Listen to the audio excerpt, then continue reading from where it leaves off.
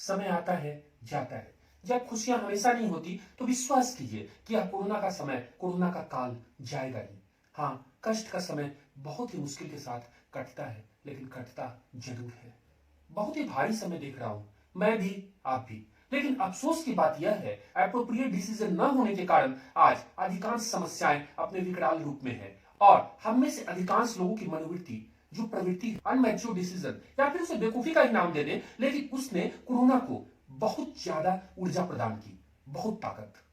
एक complete ecosystem ऐसा तैयार हो गया है जिसके कारण कोरोना का आघात लगातार बढ़ रहा है। इसके साथ साथ प्रिंट मीडिया, अखबार, इलेक्ट्रॉनिक चैनल्स, उन सभी का परफॉर्मेंस कुल मिलाकर बहुत ही घटिया दर्जे का है।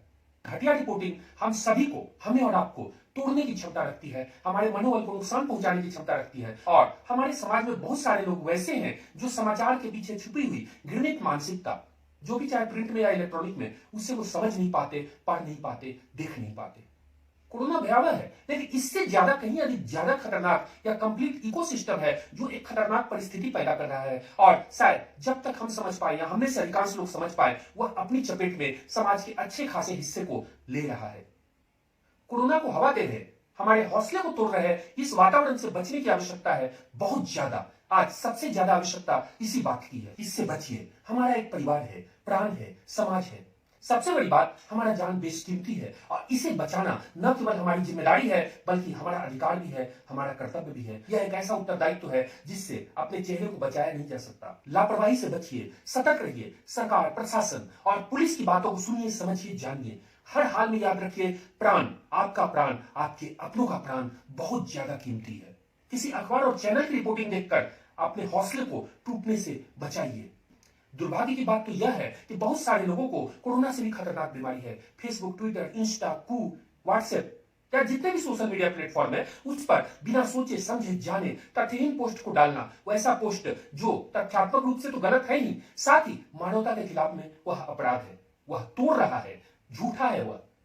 लॉजिक तो खैर उसमें है ही नहीं, तार्किक नहीं है, बिल्कुल नहीं। यकीन मानिए, यह कोरोना से भी खतरनाक बीमारी है, इससे बचने की आवश्यकता है। वैसे पोस्ट को अवॉइड कीजिए, क्योंकि आपका जीवन, आपका घर, आपका परिवार, आपका जान केवल और केवल आपका है, किसी और का नहीं। न तो किसी अखबार का, न ही किसी चैनल का और न ही सोशल मीडिया प्लेटफॉर्म पर वैसे लोगों का जो कि बिना सोचे समझे जाने किसी भी पोस्ट को डाल रहे हैं। और सबसे बड़ी बात, छपास और दिखास, ज्यादा से ज्यादा छापने, नजर आने और दिखाई देने की प्रवृत्ति से अपने आप को बचाइए। बेवजह अपने आप को किसी भी खतरे में न डालिए। लापरवाही से बचिए, सतर्क रहिए, सावधान रहिए, सुरक्षित रहिए। बहुत आसान है दुनिया पर उंगली उठाना, परंतु मुश्किल है अपने अंदर झांकना। अपनी कमी कमजोरी को नहीं, बल्कि अपने उस पाप को देखना, अपना हिसाब करना और अपने उन गलत निर्णयों के विषय में सोचना जिसके लिए जिम्मेदार केवल और केवल हम हैं, दूसरा कोई नहीं। कम से कम अपने पाप के कर्मों और उसके फल की जिम्मेदारी तो हमें लेनी ही चाहिए, हमें भी, आपको भी, सभी को। कोरोना महामारी है, आपदा है, सारी बातें सही है, लेकिन रुकिए, पहले एक बात स्पष्ट कर दूं। कोरोना मानव सभ्यता के ऊपर सबसे बड़ी आपदा है, लेकिन हम मनुष्यों के हौसले, उमंग, उत्साह, जीतने का जज्बा और लड़ने की वह भावना, वह जोश किसी भी आपदा से 1000 गुना भारी है। सबसे बड़ी संपदा है यह, और हम किसी भी हाल में इसे खो नहीं सकते। परंतु अपनी किसी कमजोरी और पाप पर पर्दा डालना भी तो अच्छी बात नहीं है ना? चलिए लौटते हैं मूल बातों पर। कोरोना महामारी है, आपदा है, आफत है, परंतु हमारे नंगे विचार, बिना सिद्धांत के जीवन, दूसरों का खून पीकर अपना घर भरने की प्रवृत्ति, भयानक लापरवाही, आपस की कटुता, मनमुटाव, अंधा स्वार्थ और हर हाल में अपना दुकान सजाकर अपना जमीर बेच देने की आदत ने ही इस कोरोना को ताकत दिया है। इसे वह क्षमता दी है जिसके कारण यह आज लगातार आघात कर रहा है। कोरोना ने अधिकांश लोगों को नंगा कर दिया, परंतु अफसोस तो यह है कि उसे देखने की नजर हम में से अधिकांश के पास है ही नहीं, या फिर देखना नहीं चाहते। समझ नहीं आता कि बात शुरू कहां से करूं। एक बात तो स्पष्ट है कि अधिकांश लोगों के ढोंग ने कोरोना को प्राण दिया और वह अब सभी को आघात पहुंचा रहा है। कितनों की जान ले ली इसने, लाखों परिवार अपने अपनों से बिछड़ गए। ऑक्सीजन जैसी जरूरी सुविधाओं का अभाव, hospital, health infrastructure, doctors, nursing staff, ambulance पर जबरदस्त दबाव, उस पर लापरवाही, भ्रष्टाचार, क्षुद्र स्वार्थ, अपना उल्लू सीधा करने की लाखों लोगों की प्रवृत्ति, यह मानसिकता। सही बात तो यह है कि ढोंगी हैं हम, ढोंगी हैं। किसी को 2 रोटी देकर या 200-300 रुपए की दवा देकर 20 फोटो खिंचवाने, अखबार चैनल पर दिखाने से जो यात्रा शुरू होती है वह कोरोना से कहीं अधिक घातक बीमारी है। वास्तव में फोटो खींचने और खिंचवाने और दुनिया को दिखाने का एक उद्देश्य पूरे समाज में प्रेरणा का संचार ही होना चाहिए, परंतु कब उसका उद्देश्य अपना प्रचार और ढिंढोरा पीटना हो जाता है पता ही नहीं चलता। कहने को शायद यह बात अभी अप्रासंगिक ही कहा जाएगा, लेकिन लॉर्ड मैकाले के एजुकेशन सिस्टम में पैदा लेने वाले बड़े बड़े बाबू में से अधिकांश के पास न तो दिल है और न ही दिमाग ही। वैसे ही अधिकांश लोग सरकारी सिस्टम में भी हैं और समाज, घर, परिवार में भी। ऐसे लोग शांत चित्त होकर धैर्य से सोचते नहीं, दिमाग नहीं लगाते, पर समाज में थोड़ी सी भी उथल पुथल होने पर उसी अव्यवस्था में हाथ सेकने लगते हैं और चिंगारी को हवा देने लगते हैं। दुर्भाग्य है कि हमारे समाज में अधिकांश लोग शिक्षित भले ही हैं लेकिन समझदार नहीं हैं। पढ़े लिखे जरूर हैं, परंतु उनसे अपना शक्ल आईने में देखकर अकल लगाकर परफेक्ट डिसीजन लेने की अपेक्षा शायद गलत ही है। तभी तो दवा, इंजेक्शन, ऑक्सीजन, वेंटिलेटर, खाद्यान्न आदि के अभाव से संबंधित कोई भी समाचार जैसे ही हवा में तैरता है वैसे ही ऐसे लोग अपने हाथ सेकना शुरू कर देते हैं और फिर एक वैसा वातावरण तैयार होता है जो जान लेने पर उतारू है। जी हाँ, कोरोना का नंबर इसके बाद ही है। लेकिन ज्यादा घातक तो वो लोग हैं जिनका जमीर मर चुका है पूरी तरीके से। इसके अलावा योग, आयुर्वेद, प्राकृतिक चिकित्सा एवं प्रकृति आधारित जीवन जीने के प्रति समर्पण से भी शायद बहुत सारे लोगों को नफरत ही है। ऑर्गेनिक लाइफ से अजीब दुश्मनी है वैसे लोगों की। परिणामतः वर्तमान आधुनिक चिकित्सा पद्धति पर जरूरत से ज्यादा अनपेक्षित दबाव, यह हमारे ही हित में नहीं है और अजीब मानसिकता है। तभी तो वैसे लोग भी ऑक्सीजन और हॉस्पिटल बेड के लिए परेशान हैं जिन्हें अभी इसकी जरूरत नहीं, और ईश्वर करे कि जरूरत नहीं पड़े तो अच्छा है। परंतु इस अफरा तफरी के कारण वैसे गंभीर मरीज एम्बुलेंस, स्ट्रेचर और सड़कों पर दम तोड़ रहे हैं जिनके पास साधन का अभाव है, जिनकी पैरवी तगड़ी नहीं और जो 3-5 का घिनौना खेल नहीं जानते। हमारी बातें पूरी तरह संभव है सत्य न हो, परंतु सच्चाई के कंक्रीट पर ही मेरी बातें जमी है और कोरोना के कारण पैदा हुई भयावह स्थिति को खाद पानी यह वातावरण ही दे रहा है। इस विकट परिस्थिति में सोचने वाली बात यह भी है कि जल, जंगल, जमीन, पेड़ पौधे को कितना आघात पहुंचाया है हमने। गलत, वास्तव में अपने पांव पर खुद कुल्हाड़ी मारी है हमने और आज ऑक्सीजन की एक सिलेंडर के लिए लाखों लोग बदहवास हैं। हे ईश्वर, बचाओ इस कोरोना से और उससे भी अधिक उस सड़ी गली मानसिकता से, उस विचार से जिसने कोरोना को ताकत दी और अधिकांश लोगों की मति को मार दिया। पर अभी यहां इस मोड़ पर बस आपसे एक अनुरोध, एक विनम्र अनुरोध, हाथ जोड़कर एक प्रार्थना।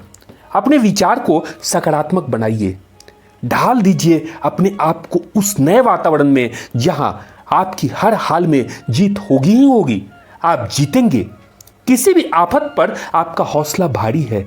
अपना, अपने अपनों का, अपने परिचितों का, अपरिचित लोगों का भी, सभी का ख्याल रखिए। ज्यादा से ज्यादा लापरवाही से बचिए। बहुत जरूरी होने पर ही घर से निकलें। साथ ही सरकार, प्रशासन और पुलिस के सभी निर्देशों का शब्दशः पालन कीजिए। सभी दिशा निर्देश आपके और आपके अपनों के, सभी के जीवन की हिफाजत के लिए है। पुनः कह रहा हूं, लापरवाही से हर हाल में बचें और सकारात्मकता का साथ कभी न छोड़ें, कभी नहीं, क्योंकि इसी से उस वातावरण का निर्माण होगा जो हमें, हम सभी को जीवन दान देगा। विश्वास छोड़िए ना, आस छोड़िए ना। यकीन मानिए, यदि आप हौसले के साथ हैं तो कोरोना हारेगा ही, बिल्कुल। और इसमें आपकी बीमारी या आयु किसी भी रूप में बाधक नहीं है, क्योंकि वैसे लोग सामने हैं जिन्होंने कोरोना को हर हाल में मात दी है और उनके सामने कोई भी बाधा सामने नहीं आई। वैसे हजारों उदाहरण हैं जब कोरोना को मात दी है लोगों ने। बस हौसला न छोड़े। शर्मा बंधु के द्वारा गाया गया यह गीत, 2-4 पंक्तियां जो कि बहुत सारे सोशल मीडिया प्लेटफॉर्म पर तैर रही है, उसने मुझे प्रेरित किया, बहुत कुछ सोचने को मजबूर किया। ये कुछ एक पंक्तियां दिल को बहुत सुकून देती है और यकीन मानिए, इसे आपके साथ साझा करने से रोक नहीं पा रहा हूं। सुनिए आप भी। विश्वास छोड़िए ना, ये आस छोड़िए ना, विश्वास छोड़िए ना, ये आस छोड़िए ना। जीतेंगे डरो नहीं, हारेगा कोरोना, जीतेंगे डरो नहीं, हारेगा कोरोना। स्वस्थ रहो और मस्त रहो, घर में ही रहो और व्यस्त रहो। स्वस्थ रहो और मस्त रहो, घर में ही रहो और व्यस्त रहो। कुछ हंसने में, कुछ गाने में, कुछ हंसने में, कुछ गाने में, खतरा है बाहर जाने में। विश्वास छोड़िए ना, ये आस छोड़िए ना। जीतेंगे डरो नहीं, हारेगा कोरोना, जीतेंगे डरो नहीं, हारेगा कोरोना, हारेगा कोरोना, हारेगा कोरोना। एक बात तो आप मानेंगे ही, इस दुनिया की चाबी किसी न किसी के हाथ में है। वह सत्य है, सौंदर्य भरपूर है, वह शिव है। यदि दिल में विश्वास है तो भला कहां कोई बात है। लेकिन बस एक बात, हमेशा सतर्कता, सावधानी और सुरक्षा को सर्वोच्च प्राथमिकता दें, क्योंकि लापरवाही का कोई जवाब नहीं। सुरक्षा और स्वास्थ्य के साथ कोई खिलवाड़ नहीं, और सकारात्मक मानसिकता का साथ तो खैर कभी छोड़े ही नहीं। सत्यं शिवं सुन्दरम् सत्यं शिवं सुन्दरम् सत्यं शिवं सुन्दरम् सत्यं शिवं सुन्दरम् सत्यं शिवं सुन्दरम् सत्यं शिवं सुन्दरम् सत्यं शिवं सुन्दरम् सत्यं शिवं सुन्दरम् सत्यं शिवं सुन्दरम् सत्यं शिवं सुन्दरम् सत्यं शिवं सुन्दरम् सत्यं शिवं सुन्दरम्। जीवन के हर क्षण में अपनी तलाश हमें करनी ही चाहिए। हमारे जीवन का कुछ एक उद्देश्य है, और उस उद्देश्य को तलाश करना, उसी के अनुरूप आगे बढ़ना, अपने रास्ते पर बढ़ना हम सभी का धर्म है, कर्तव्य है। हमारे जन्म लेने का उद्देश्य हम सभी को जानना ही चाहिए। याद है ना, अपने जीवन के उद्देश्य की तलाश में सूर्यकांत बढ़े थे, नए डगर पर, नई यात्रा पर, नए सफर पर। एक शख्स दीवाना हुआ, भीड़ से अलग कहीं, सुकून की तलाश में, सुनहरे भविष्य की आस में, निकल पड़ा वो घर से दूर दूर। एक शख्स दीवाना हुआ, भीड़ से अलग कहीं, सुकून की तलाश में, सुनहरे भविष्य की आस में, निकल पड़ा वो घर से दूर दूर दूर। रास्ते में जो मिला, उसी के संग हो चला। एक शख्स दीवाना हुआ, भीड़ से अलग कहीं, सुकून की तलाश में, सुनहरे भविष्य की आस में, निकल पड़ा वो घर से दूर दूर। सोचिए, कैसा अद्भुत व्यक्तित्व ब्रह्मा जी अर्थात रामनाथ प्रसाद सिंह। हमारी विचारधारा के अनुसार आत्मा ऊर्जा का स्वरूप है, परमात्मा का अंश है, और आत्मा कभी क्षय हो ही नहीं सकता। वह इसी दुनिया में है, हमारे साथ है, बिल्कुल पास है। परंतु जिस महान व्यक्तित्व को अपने शरीर का त्याग किए 50-55 साल हो गए, इतने लंबे अंतराल के बाद भी आज यह दुनिया, यह समाज, उनके लोग उन्हें उतना ही चाहते हैं जैसा तब चाहते थे जब वे साक्षात अपने शरीर के साथ साथ साथ थे। अपनत्व, वह प्यार, वह प्रेम अद्भुत। लेकिन इसके लिए वह मानसिकता, वह सकारात्मक मानसिकता बहुत ज्यादा जरूरी है, जिसकी चर्चा शुरू से कर रहा हूं मैं आपके साथ।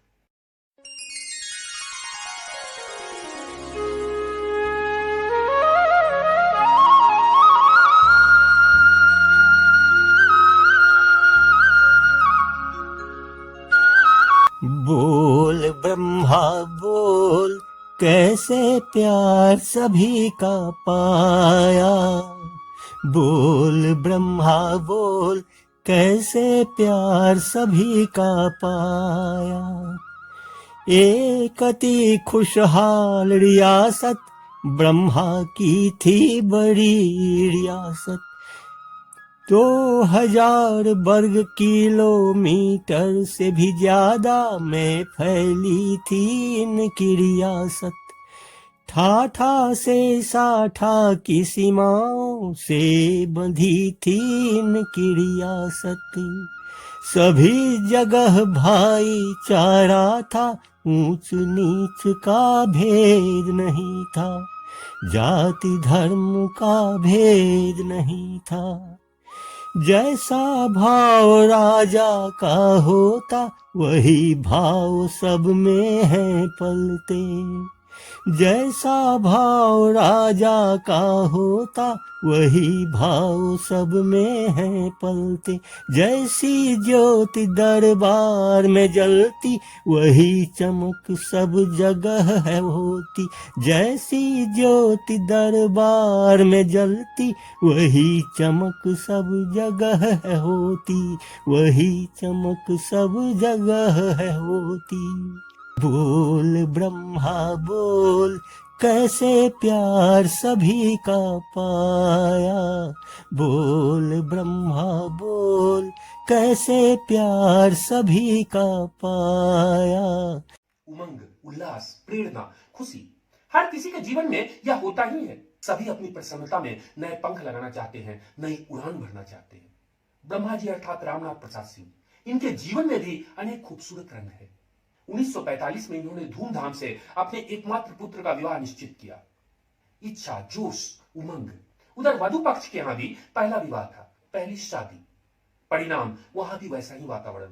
परंतु ब्रह्मा जी कोई कसर बाकी रखना नहीं चाहते थे। उन्होंने अपने द्वारा स्थापित विद्यालय के शिक्षक अवध बिहारी सिंह को वधु पक्ष के यहां भेज दिया, ताकि विवाह में किसी भी प्रकार की कोई कमी न रहे। शादी के समारोह में, शादी की तैयारियों में किसी भी प्रकार की कोई कसर बाकी न रहे, और साथ ही बारातियों का स्वागत भी, उसमें भी किसी भी प्रकार की कोई कसर बाकी न रहे।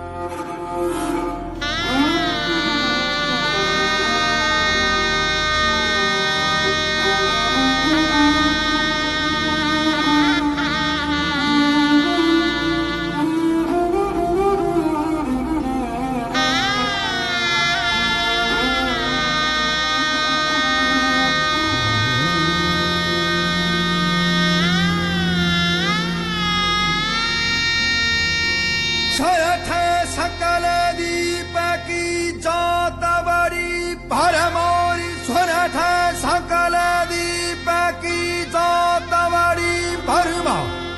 रतन कुम्हार जीर।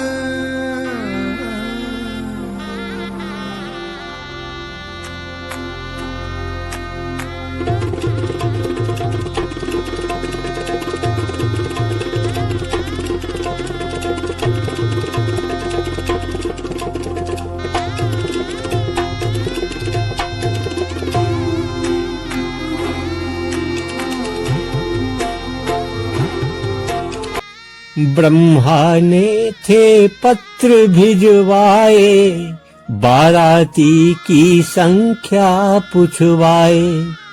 वधू पक्ष ने लाल पोटली में रखदाने सरसों के पठवाए, और लिखे दाने गिन इसके जितने हों बाराती लाए।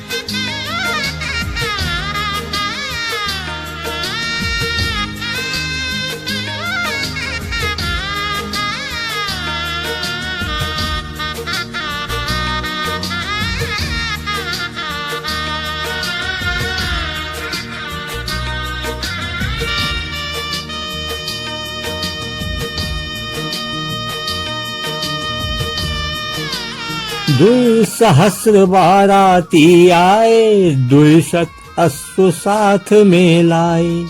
100 गज भी थे आए, मुश्किल से सब ग्राम में समाए।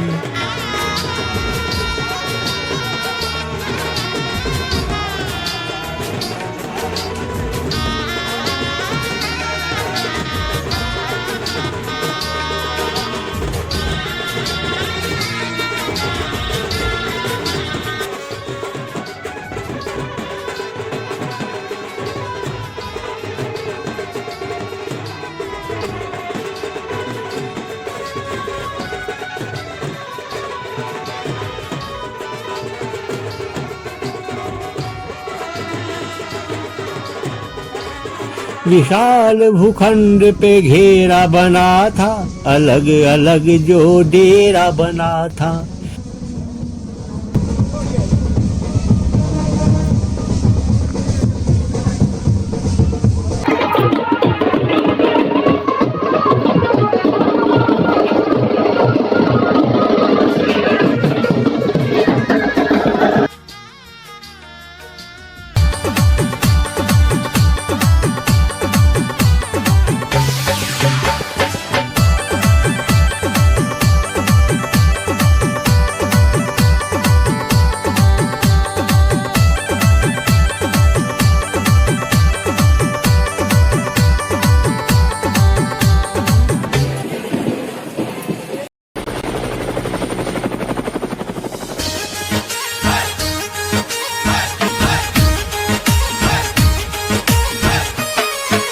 नाचरिया गुड़ला बाजरिया ढोल, नाचरिया गुड़ला बाजरिया ढोल, बाजरिया गिरे कोरे काले जे। ऊंचा ऊंचा मेला में देव जी जो पहुंचा, ऊंचा ऊंचा मेला में देव जी जो पहुंचा। पीपल देविया रे छकाया बाला दे, पीपल देविया रे छकाया बाला दे।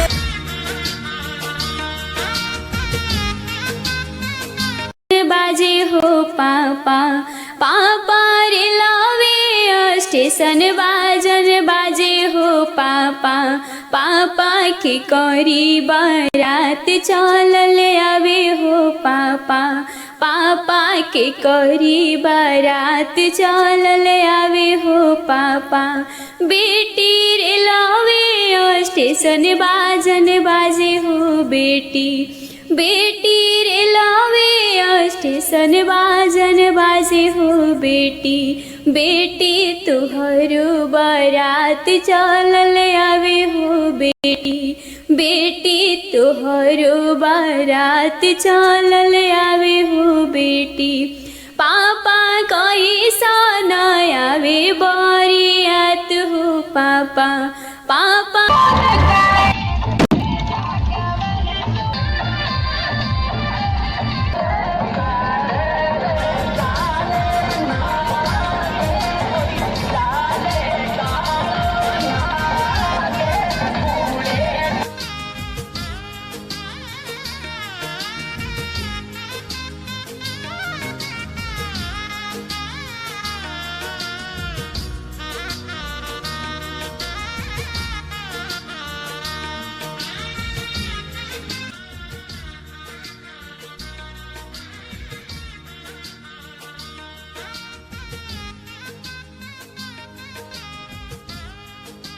दुकानें भी सज गई थी, झांकी हेतु जगह छोड़ी गई थी।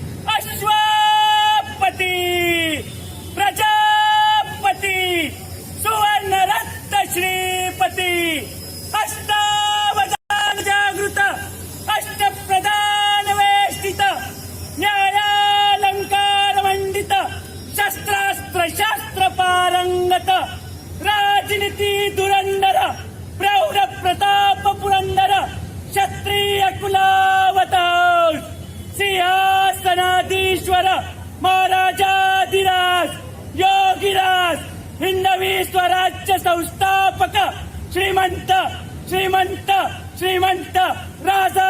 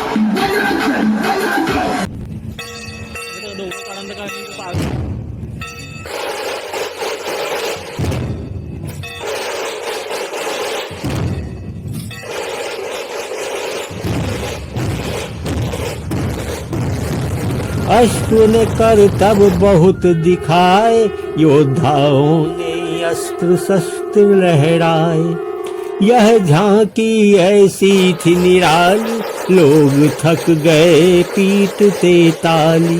रोज नृत्य मनोरंजन होता, काव्य गोष्ठी खेल और प्रश्नोत्तर होता। महफिल ऐसी हर दिन सजती, बिना रुके दिन रात थी चलती। खेल रुमाल की बिक्री होती, इत्र गुलाब की फुहार भी चलती। पखवाड़ा बाराती ठहरे, कुछ तो मास बिता कर आए। जितनी रसद साथ थे लाए, कहीं ज्यादा वापस ले आए। शादी ऐसी भव्य हुई थी, जैसी कभी न सुनी गई थी, जैसी कभी न सुनी गई थी। शादी ऐसी भव्य हुई थी, जैसी कभी न सुनी गई थी, जैसी कभी न सुनी गई थी।